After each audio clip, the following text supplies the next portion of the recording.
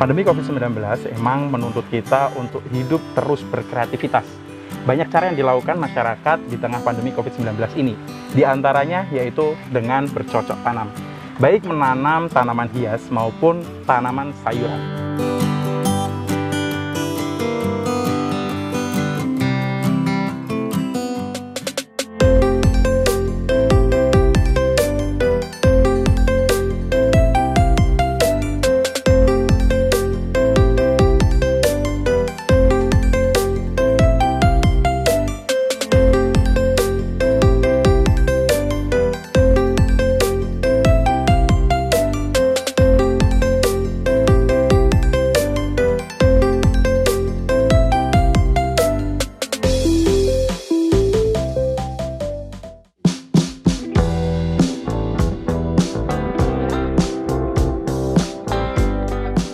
Untuk tanaman sayuran sendiri banyak teknik ataupun cara yang dilakukan. Salah satunya yang mungkin masih hits kali ini yaitu dengan cara hidroponik. Nah, di samping saya ini ada salah satu pakarnya untuk hidroponik. Nanti kita akan tanya-tanya ke Mas yang ada di sebelah saya ini, apa sih hidroponik itu sendiri dan bagaimana sih cara kita untuk mengaplikasikan bercocok tanam sayur dengan cara hidroponik. Ya, Mas. Mungkin saya perkenalkan dulu, Mas ya. Perkenalkan, saya Ozin. Di sini saya selaku project manager dari Sayur Farm. Sayur Farm. Ya. Ini di sini konon katanya maksudnya bercocok tanam dengan menggunakan teknik hidroponik. Ya. Nah, mungkin kan masyarakat yang ada di rumah masih belum banyak yang tahu hidroponik itu kayak gimana sih, Mas? Atau apa sih, Mas, gitu loh? Ya. Oke, hidroponik itu dia cara bercocok tanam dengan menggunakan media air. Medianya air gitu ya. Jadi kita sama sekali nggak menggunakan tanah. Nggak menggunakan tanah. Ya. Oke. Ada beberapa macam sistem instalasi hidroponik yang sering digunakan, antara lain NFT, DFT atau sistem genangan, sistem sumbu atau wick system, duct bucket, dan sistem rakit apung. Nah, di greenhouse Sayur Farm ini menggunakan sistem NFT, yaitu sistem sirkulasi air nutrisi yang ditampung di sebuah wadah atau tandon dan dialirkan menggunakan pompa air kecil ke rak tanaman yang terbuat dari talang PVC. Kelebihan dari sistem NFT ini, dia cenderung lebih cepat besar. Kemudian untuk sebaran nutrisinya pun lebih merata dibanding dengan sistem yang lain. Yang paling mudah, paling cepat dan mudah. Ini apa sih, Mas, yang bisa kita praktekkan, Mas? Kalau yang paling mudah sebenarnya untuk yang tahap belajar ya, itu bisa pakai benih kangkung. Benih kangkung itu paling gampang banget. Paling cepat juga. Paling cepat juga. Dia durasi berapa pekan atau beberapa bulan gitu, Mas? 21 hari itu dia udah bisa tanam. Udah bisa panen. Udah bisa panen. Ya. Jadi emang cukup efisien mungkin ya. Efisien. Nah, kalau berbicara masalah efisien, Mas ya, kita kan juga mungkin di pekarangan rumah kan sempit. Iya. Nah, apa nih, Mas, dengan teknik yang seperti apa yang pas untuk kita praktekkan di rumah? Oke. Kalau untuk tahap pemula, biasanya ada yang namanya starter kit. Starter kit itu berupa kayak bak kotak itu.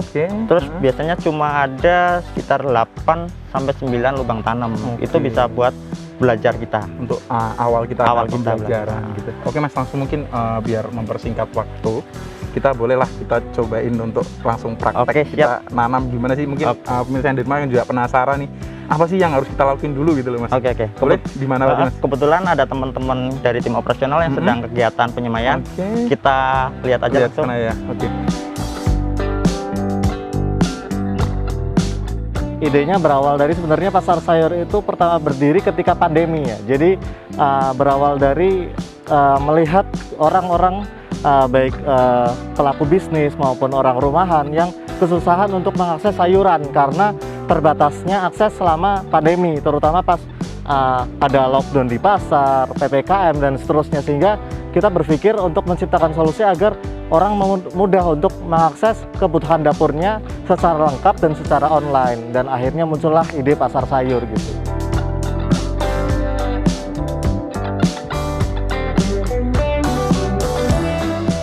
Setelah kita menyiapkan instalasinya, tahap selanjutnya kita siapkan persemaiannya nih pemirsa. Kira-kira apa aja sih alat dan bahan yang harus disiapin untuk menyemai? Kita perlu nyiapin, contohnya ini ada benih. Itu benihnya ya? Itu benih apa ini, Mas? Benih selada. Oh, benih selada. Ini benih selada. Kemudian untuk media tanah kita pakai penyembah, coba Mbak. Ini namanya Rockwall, bisa coba dilihat teksturnya. Untuk namanya Rockwall. Rockwall. Rockwall. Ya. Kemudian kita juga perlu nampan, pinset, sama Air. itu air. Nah, Airnya itu air udah nutrisi belum? air untuk tahap persemaian bisa pakai air nutrisi ataupun air biasa. Cuma kita di sini cenderung pakai air nutrisi. Untuk masyarakat yang di rumah kan mungkin penasaran Mas, cara dapetin ininya tuh di mana sih Mas belinya Mas? Apa kita produksi sendiri atau beli jadi? Yap. Kalau untuk ini tersedia juga di pasar sayur juga menyediakan. Terus bisa beli langsung juga di marketplace. Oke, maksudnya udah banyak lah ya di Udah pasaran, banyak. udah banyak ya. Iya. Kita tinggal jadi masyarakat Jepang mungkin tinggal mencari untuk ininya nih Rockwall ini sendiri. Rockwall. Terus kita mungkin sediakan nampan, nanti kita potong-potong. Untuk ukurannya gimana Mas? Sesuai dengan kebutuhan atau gimana? Nah, begini. Untuk Rockwallnya sendiri bisa kita potong dadu. Nah, tapi jangan sampai putus. Nah, makanya di sini kita sediain alat. Nah, ini alatnya untuk mempermudah kita ya. Monggo untuk bisa dicoba untuk potongnya sendiri. Pinjam itu Mbak. Potongan Rockwall dengan bentuk dadu ini bertujuan agar mempermudah penanaman benih maupun saat penanaman di instalasi pembesaran nanti. Nah, setelah proses ini kita apain lagi nih Mas? Biasanya kita taruh di nampan. Oke. Ini dilepas aja pakai itu. Tinggal dicongkel. Oke. Siap. Nah, oke. Kita taruh di nampan. Terus kita basahin. Nah, kita basahin pakai air nih. Mungkin tahan dulu Mas ya. Iya, siap. Kita nanti lanjutin setelah yang satu ini. Jangan kemana-mana, tetap kita terus.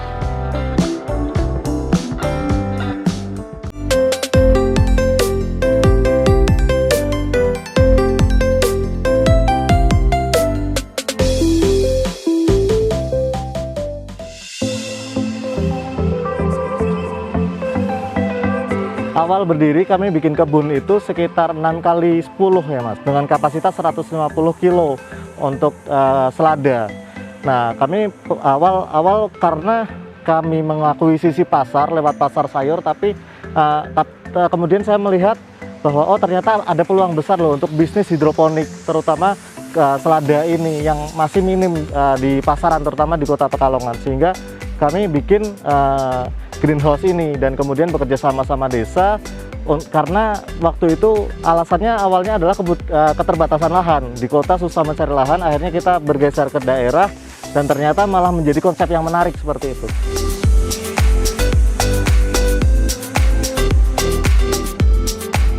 Setelah Rockwall dipotong dadu, dikasih air, dan dibuat lubang benih, selanjutnya letakkan benih pada setiap lubangnya.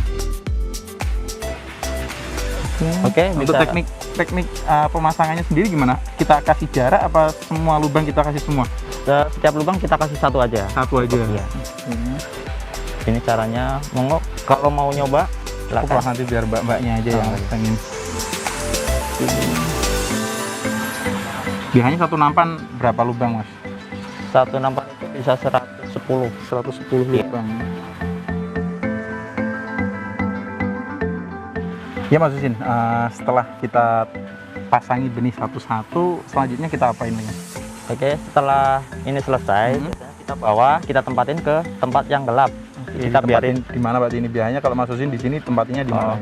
Kita biasanya masukin ke lemari yang ada di depan. Nah, kita biarin selama 24 jam di sana. Selama 24 jam. Ya, kemudian untuk besoknya kita buka dan kita kenalkan ke sinar matahari. Maksud dari peletakan benih ke dalam lemari yaitu selain menjaga kelembapan media, keadaan yang gelap juga akan merangsang pertumbuhan benih lebih cepat. Setelah 24 jam dalam lemari, maka benih akan sprout atau pecah benih dan siap untuk dikenalkan ke sinar matahari. Sebenarnya macam-macam ya Mas ya, yang bisa ditanam di hidroponik. Tapi kebetulan yang kami tanam di sini adalah suman selada. Cuman tadinya sih sempat di kebun yang satunya lagi ada pakcoy, ada kangkung, cuman kami sudah tidak produksi lagi karena memang kebutuhan utamanya kami adalah untuk supply bisnis, sehingga kami menanam selada. Paling ada satu lagi yang kami masih riset adalah melon. Jadi kami masih meriset melon, kalau misalnya ternyata hasilnya bagus, kami akan produksi lagi lebih besar lagi.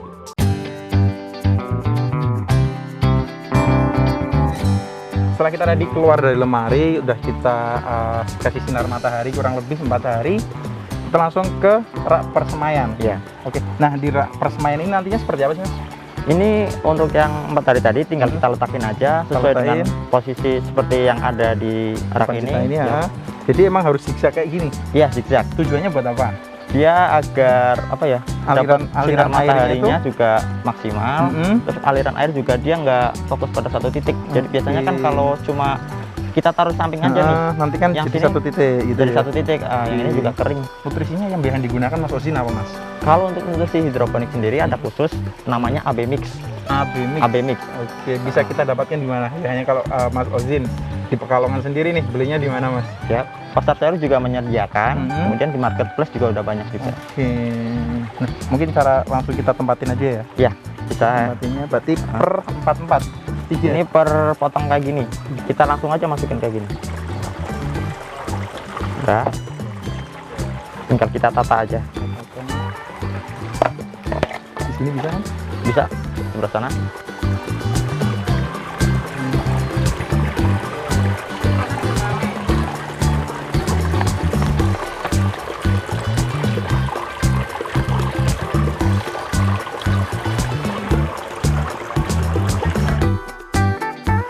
Nah, jadi mungkin perlu pemirsa di rumah ketahui untuk aliran airnya sendiri dari Mas Ozin menggunakan sistem seperti akuarium, Mas ya. Ya. Jadi Mas Ozin udah nyiapin kolam, nanti menggunakan bantuan alat pompa yang nanti airnya itu akan muter, Mas ya. Ya, Jadi muter. udah mengaliri, nanti masuk lagi ke kolam itu lagi, nanti keluar lagi, gitu ya. Jadi emang berapa kali sehari Mas, untuk berapa kali sih untuk diganti airnya tuh? Perlu diganti nggak? Kalau ini paling kita lihat aja, kalau airnya berkurang Mhm. tinggal kita tambahin aja. Oke. Nanti pengurasan bisa 3 bulan atau 6 bulan sekali. Nah, setelah dari rak persemaian, Yap. kita nanti kemana lagi, Mas? Ini Eh, berapa hari di sini? Di sini kita biarin selama 14 hari. 14 hari. Nah, setelah Oke. 14 hari kita pindah ke rak permajaan. Rak permajaan. Oke, tetap menggunakan instalasi NFT juga. NFT tadi ya. Oke. Baik, pemirsa yang ada di rumah, setelah ini kita nanti langsung masuk ke geser ke tempat yang selanjutnya, yaitu instalasi permajaan. Nah, seperti apa kan penasaran, mungkin kita ikuti terus ya.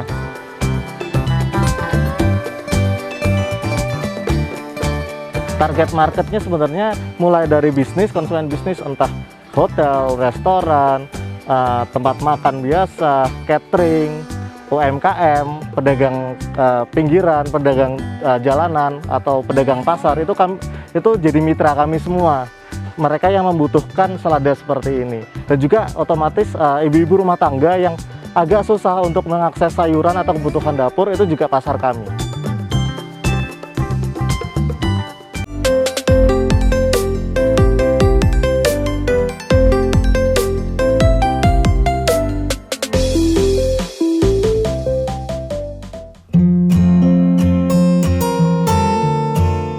Setelah bibit diletakkan di rak persemaian selama 14 hari, selanjutnya bibit siap untuk dipindahkan ke rak peremajaan. Tentunya dengan takaran nutrisi yang berbeda dari rak sebelumnya ya pemirsa. Oh iya, di rak peremajaan ini juga cukup membutuhkan waktu 14 hari saja. Untuk selanjutnya, siap dipindah ke rak pembesaran sampai siap panen. Bedanya apa sih, Mas, dengan rak persemaian tadi sama rak peremajaan? Nah, untuk di rak peremajaan ini nutrisinya udah kita tingkatin lagi, Mas. Oke, nah kalau Gitu. tadi kita belum bahas yang tadi untuk nutrisinya, takarannya berapa sih, Mas? Untuk yang di persemaian tadi? Kalau untuk yang di rak persemaian kita setting angka 500 sampai 600 ppm. Oke, Kemudian untuk di peremajaan kita di 1200 ppm. 1200. Siap. Berarti 2 kali lipat ya? 2 kali lipat. Untuk lubangnya sendiri, Mas, gimana? Lubangnya sendiri kita untuk tanaman selada ya. Untuk selada. Kita jarak per tanaman itu 20 cm itu minimal idealnya. Berbeda, mungkin setiap tanaman beda juga. Setiap untuk tanaman lubangnya. beda. Nah, untuk peremajaan dan pendewasaan juga kita bedakan. Oke, Dia cukup apa ya? satu tanaman. Satu tanaman jaraknya bisa sekitar 10 cm atau 15. Cuma untuk di pendewasaan kita jarakin minimal 20 itu. 20 cm. Iya. Kalau untuk yang bibit kangkung mungkin beda juga, Mas, untuk Beda. alatnya. Untuk medianya tetap sama. Terutama pakai PVC PVC ini. juga bisa. Untuk lubangnya Untuk nanti yang berbeda jarak ya, lubangnya yang mungkin berbeda ya. Nah, selain menanam dan menjual sayurnya, di Sayur Farm ini juga membuka kesempatan untuk masyarakat tur kebun dan membeli sayur petik langsung dari kebunnya. Sangat mengasihkan, bukan?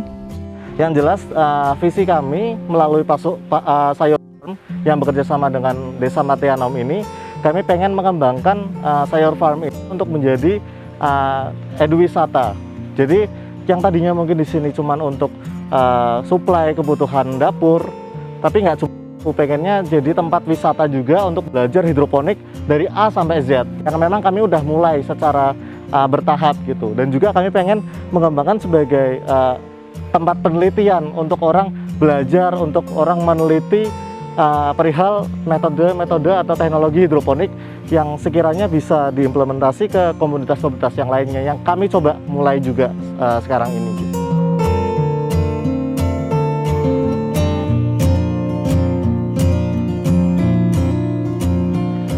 Oke, jadi ini kan tergantung dari usia aja nih Mas ya. Kalau yang sebelah sini Mas ya, kita kesini. Ini untuk yang selada yang siap panen. Iya. Kira-kira udah usia berapa hari ini Mas? Kalau yang di sini tuh? Untuk yang di sini ini kisaran 45 hari. 45 hari, Ya. 1 bulan setengah lah ya. Ya. Oke. Ini udah ukuran hampir 30 cm. Sudah diameter 30 sudah ada. Diameter 30 ya.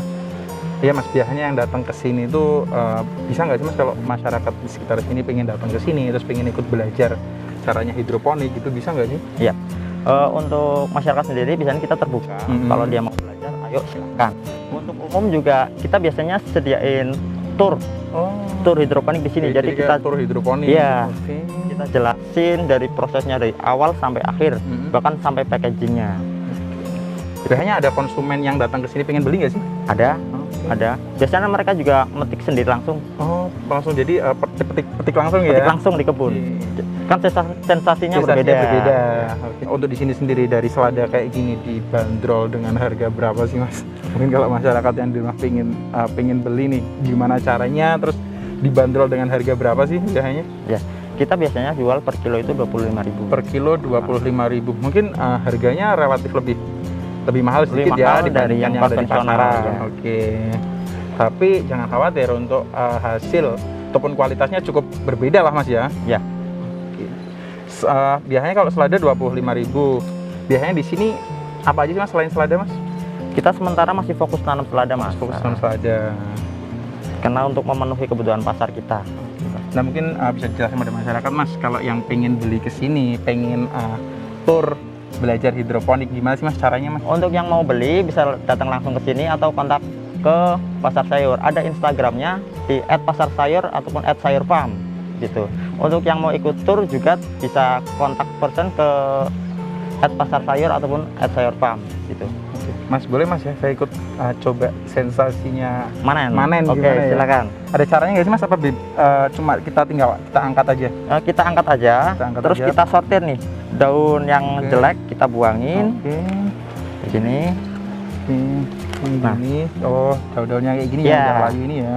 Kemudian biasanya kita ini akarnya rapiin. kita gulung, kita rapiin. Cuma gini aja. Gulung belakang gini ya. Yap. Sudah seperti ini. Oke.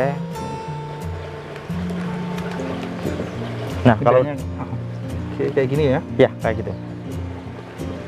Jadi emang sensasi petik kebun itu emang berbeda. Jadi gimana pemirsa yang ada di rumah kalau penasaran, boleh langsung datang ke sini ya. Cara untuk bisa merasakan sensasi tanam langsung dari kebun, petik langsung dari kebun, dan gimana caranya tanam langsung dari kebun gitu Mas. Iya. Biasanya kalau 1 kilo ada berapa pohon Mas? Biasanya kita ada 5 sampai 7. Oh, 5 sampai 7. Oke. Kita siapin mungkin ya, kita siapin 1 kilo aja mungkin. Oke. Kita coba panen. Oke, silakan. Ini udah siap panen semua ya? Sudah.